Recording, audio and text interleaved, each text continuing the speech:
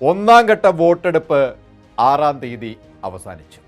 വർഷങ്ങൾക്ക് ശേഷം ഏറ്റവും വലിയ പോളിംഗായ 64.66% പോളിംഗ് നടക്കുകയും അതിൽ പ്രതീക്ഷയർപ്പിച്ച് മുന്നണികൾ ആഹ്ലാദിക്കുമ്പോൾ NDA പാളയത്തിൽ ഒരു അങ്കലാപ്പ് ഉരുത്തിരിഞ്ഞു കഴിഞ്ഞു. കാരണം മറ്റൊന്നുമല്ല, യുവാക്കളെയും സ്ത്രീകളെയും കർഷകരെയും ഗ്രാമീണരെയും തുടങ്ങി ബീഹാർ ജനതയുടെ സമഗ്രമായ ഉന്നമനം ലക്ഷ്യം വെച്ച് നടപ്പിലാക്കിയിരിക്കുന്ന മഹാഗഠബന്ധൻ വാഗ്ദാനങ്ങൾ ജനം വിശ്വാസത്തിലെടുത്തു എന്ന് വേണം കരുതാൻ. അതാണ് ജനം ഒന്നടങ്കം പോളിംഗ് ബൂത്തിലേക്ക് ഒഴുകിയെത്തിയത്. രാജ്യത്തിൻ്റെ പ്രതീക്ഷയായ രാഹുൽ ഗാന്ധി ബീഹാറിൽ കാഴ്ചവെച്ച മുന്നേറ്റം ജനമേറെ പ്രതീക്ഷയോടുകൂടിയാണ് ഏറ്റെടുത്തത്. അത് ബീഹാറിൽ ഒരു സ്പന്ദനമായി മാറുകയായിരുന്നു. ഇതൊക്കെയാണ് 1951 ശേഷം ചരിത്രം തിരുത്തിക്കുറിച്ച ഏറ്റവും വലിയ പോളിംഗിലേക്ക് ബീഹാർ മാറിയത്. അതുകൊണ്ട് തന്നെ ഇത് മോദി പാളയത്തെ അങ്കലാപ്പിലാക്കുകയാണ്. നിതീഷ് കുമാറിനേക്കാൾ വലിയ ചുവടുമാറ്റമാണ് മോദി ലക്ഷ്യം വെക്കുന്നത് എന്ന് വേണം ഇതിൽ നിന്ന് നമുക്ക് കരുതാൻ. മഹാഗഠബന്ധന്റെ സ്പന്ദനമായി മാറിയ ബീഹാറിന്റെ മണ്ണിനെ കലുഷിതമാക്കാൻ മോദിയും സംഘവും പ്രചരണത്തിനിടയിൽ തൊടുത്തുവിട്ട വർഗീയ പേക്കൂത്തുകളൊക്കെ രാഹുൽ ഗാന്ധിയും തേജസ്വി യാദവും ശിഥിലീകരിച്ച് വലിച്ചെറിഞ്ഞു കളഞ്ഞു. മോദിയുടെ പ്രസംഗങ്ങളിൽ ജംഗിൾ രാജ് എന്ന പഴയ ഉമ്മാക്കി ഉയർത്തി കടന്നാക്രമിക്കുമ്പോൾ ഇന്ന് NDAയുടെ ഭാഗമായ മുഖ്യമന്ത്രി പദം അലങ്കരിക്കുന്ന നിതീഷ് കുമാർ അന്ന് ലാലു പ്രസാദ് യാദവിന്റെ കൂടെയായിരുന്നു എന്നത് ഓർത്താൽ നന്ന്.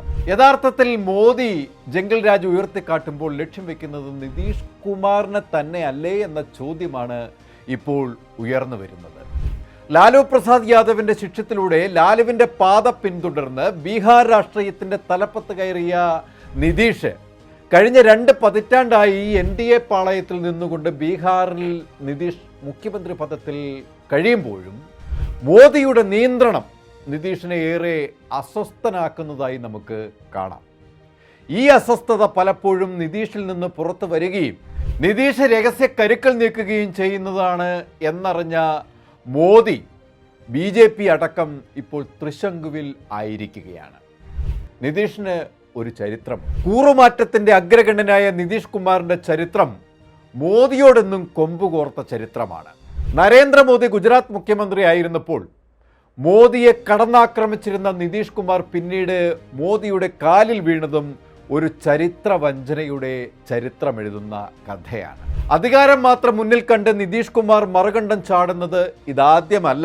ഇന്ത്യ മുന്നണി രൂപീകരിക്കാൻ മുന്നിൽ നിന്ന നിതീഷ് കുമാർ തെരഞ്ഞെടുപ്പിനോട് അടുത്തപ്പോൾ പ്രധാനമന്ത്രി പദവിയിലേക്ക് മത്സരിക്കാൻ തൻ്റെ പേരൊരിക്കൽ പോലും ആരും നിർദ്ദേശിച്ച് കണ്ടില്ല എന്ന അധികാരഭ്രാന്തിൽ മറുകണ്ഠം ചാടുകയായിരുന്നു. തികഞ്ഞ അധികാരക്കൊതിയനായ നിതീഷ് കുമാർ ഇന്ത്യ മുന്നണിക്കൊപ്പം നിന്നതിൻ്റെ കാരണവും ഇപ്പോൾ തന്നെ നമുക്കെല്ലാവർക്കും വ്യക്തവുമാണ്. ഒപ്പം അയോധ്യയിലെ രാമക്ഷേത്ര പ്രതിഷ്ഠാ ചടങ്ങുകൾ കൂടി കഴിഞ്ഞപ്പോൾ BJPക്കൊപ്പം ചേർന്ന് വോട്ട് പിടിക്കാനുള്ള ഒരു കാരണവും അദ്ദേഹം ഉണ്ടാക്കിയെടുത്തു. എന്നാൽ ഇപ്പോൾ മോദിയുടെ BJPയുടെ തിട്ടൂരത്തിൽ തനിക്ക് പ്രവർത്തിക്കേണ്ടി വരുന്ന ഗതികേടിൽ നിതീഷ് എത്തിപ്പെട്ട അവസ്ഥയിൽ നിന്ന് അസ്വസ്ഥനാകുകയാണ് അദ്ദേഹം. തിരഞ്ഞെടുപ്പ് കഴിഞ്ഞാൽ NDA പാളയത്തിൽ നിന്നും കളം മാറ്റി ചവിട്ടാനുള്ള സാധ്യത BJPയും തള്ളിക്കളയുന്നില്ല. പക്ഷേ ലാലുവിൻ്റെ ആ പഴയ ശിഷ്യനിപ്പോൾ വഴി പിഴയ്ക്കുകയാണ്. പ്രായാധിക്യവും BJPയുടെ നിയന്ത്രണവുമൊക്കെ കാരണം ആ പഴയ ശൗര്യമില്ല നിതീഷ് കുമാറിന്. ഇത് മനസ്സിലാക്കിയ മോദി ഒളിഞ്ഞും തെളിഞ്ഞും നിതീഷിനെ ആക്രമിക്കാനാണ് ജംഗിൾ രാജ് ഉയർത്തിക്കൊണ്ടുവന്നത്. ബീഹാർ തെരഞ്ഞെടുപ്പിൽ നിതീഷിനെ മുൻനിർത്തിയാൽ NDAയ്ക്ക് അടിപതറുകയും പരാജയം ഉറപ്പാക്കുകയും ചെയ്യുമ്പോൾ നിലയുറപ്പിക്കാൻ മോദി പുതിയ തന്ത്രങ്ങൾ മെനയുമെന്നതാണ് തെളിയുന്നത്. അത് പക്ഷേ രാഷ്ട്രീയ ചാണക്യനായ നിതീഷിനെ തള്ളിക്കൊണ്ടായിരിക്കുമെന്നതും ചർച്ചയാവുന്നുണ്ട്. ഈ ചക്കുളത്തിൽ പോര് കൃത്യമായി അറിയുന്ന മഹാഗഠബന്ധൻ അത് കൃത്യമായി ഉപയോഗപ്പെടുത്തി കഴിഞ്ഞു എന്ന് വേണം കരുതാൻ. അതുകൊണ്ട് തന്നെയാണ് തേജസ്വി തൻ്റെ ലക്ഷ്യം ബീഹാറിൽ പ്രഖ്യാപിച്ചത്. ജനങ്ങൾക്കായി, അവരുടെ ക്ഷേമത്തിനായി മുന്നിട്ടിറങ്ങുന്ന ബീഹാറിൻ്റെ പ്രിയ നേതാവ് സ്ത്രീകൾക്കായി വൻ വാഗ്ദാനങ്ങളാണ് മുന്നോട്ട് വെച്ചത്. 3.5 കോടി വരുന്ന സ്ത്രീ വോട്ടർമാരെ ലക്ഷ്യമിട്ടായിരുന്നു ബീഹാറിനായി തേജസ്വിയുടെ പ്രതിജ്ഞ. പ്രകടന പത്രിക വനിതകളായ വോട്ടർമാർക്ക് പ്രത്യേക പരിഗണനയാണ് നൽകിയത്. മായി ബഹൻ വഴി 2500 രൂപ പ്രതിമാസം നൽകുന്നു. വിധവാ പെൻഷൻ 1500 രൂപയാക്കി ഉയർത്തി. അധികാരത്തിലേറിയാൽ 30,000 രൂപ പ്രതിമാസ ശമ്പളത്താൽ ജീവികാ ദീദിമാർക്ക് സ്ഥിരം സർക്കാർ ജോലി, പലിശരഹിത വായ്പ, 5 ലക്ഷം ഇൻഷുറൻസ് പരിരക്ഷ, 1,21,00,000 വരുന്ന ഗ്രാമീണ വനിതാ സംരംഭകരായ ജീവികാ ദീദിമാരാണ് ബീഹാറിലുള്ളത്. ഇങ്ങനെ സ്ത്രീ വോട്ടർമാർക്ക് വാരിക്കോരി വാഗ്ദാനങ്ങൾ കൊടുക്കുന്ന തേജസ്വിയെ വിശ്വാസത്തിലെടുത്തിരിക്കുകയാണ് ബീഹാർ ജനത. കൂടാതെ സർക്കാർ ജോലി പ്രഖ്യാപനവും IT മേഖലയും യുവജനങ്ങളെയും ലക്ഷ്യമിട്ട് വാഗ്ദാനങ്ങളും ജനത്തിന് ഏറെ പ്രതീക്ഷ നൽകുന്നതാണ്.